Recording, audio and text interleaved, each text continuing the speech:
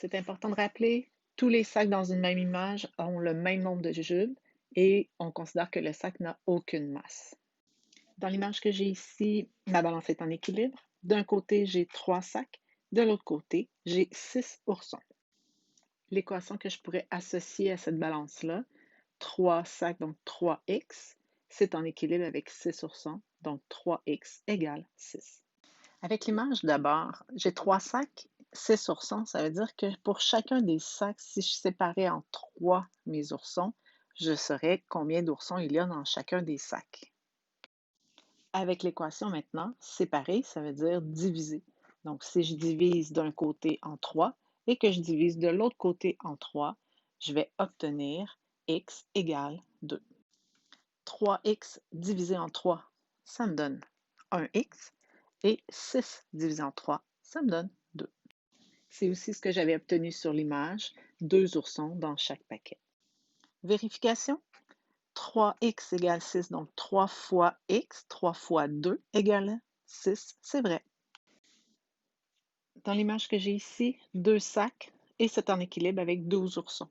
Donc l'équation que je peux faire avec ça, 2x égale 12. Si je me réfère à l'image, j'ai 2 sacs pour 12 oursons. Donc dans chaque sac, il y aura 6 oursons. J'ai séparé en 2 paquets. Je vais garder le même principe pour mon équation. 2x, moi je veux savoir pour 1x, donc je vais diviser en 2. 2x divisé par 2, ça me donne 1x, est égal à 12 divisé par 2, qui me donne 6. Vérification. 2 fois x égale 12, 2 fois 6, c'est égal bien 12. J'ai encore une fois une balance en équilibre. D'un côté, j'ai 2 sacs et de l'autre côté, j'ai 6 ballons. On se rappelle que le ballon enlève la pesanteur d'un ourson.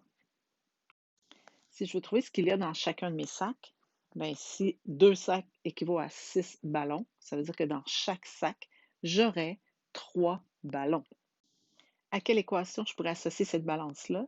J'ai 2x qui serait égal à moins 6. 2x égale moins 6. Avec l'image, j'ai séparé en deux pour bien voir combien il y en avait dans chacun des sacs. Dans l'équation, je vais faire la même chose. Je vais diviser par 2. Donc, 2x divisé en 2, ça me donne 1x. Moins 6 divisé en 2, ça me donne moins 3. J'ai 3 ballons dans chaque sac. Vérification. 2 fois x égale moins 6.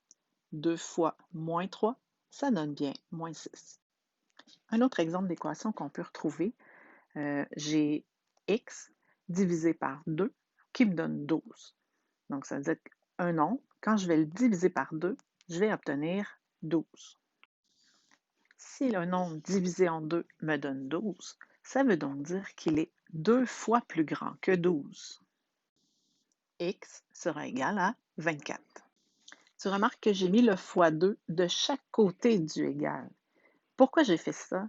Bien, x divisé par 2, pour avoir x, ça veut dire que lui aussi, je dois le multiplier par 2. X divisé par 2 fois 2, ça me donne x. Vérification. X divisé par 2 égale 12. 24 divisé par 2, ça donne bien 12. Un autre exemple. X divisé en 5 me donne 40. Donc, un nombre, si je le divise en 5 qui me donne 40, ça veut dire que mon nombre va être 5 fois plus grand que 40. Je vais retrouver ici que x est égal à 200. Vérification. X divisé par 5 égale 40. 200 divisé par 5 égale bien 40. X divisé par 4 est égal à moins 7. Le nombre que je cherche sera 4 fois le moins 7 que j'avais ici. X est égal à moins 28. Vérification, moins 28 divisé par 4, ça donne bien moins 7. Dernier exemple, x divisé par moins 3 est égal à 5. Le nombre que je cherche va être moins 3 fois le 5. Donc, x est égal à moins 15. Vérification, x divisé par moins 3 est égal à 5. Moins 15 divisé par moins 3 est égal à 5. C'est vrai.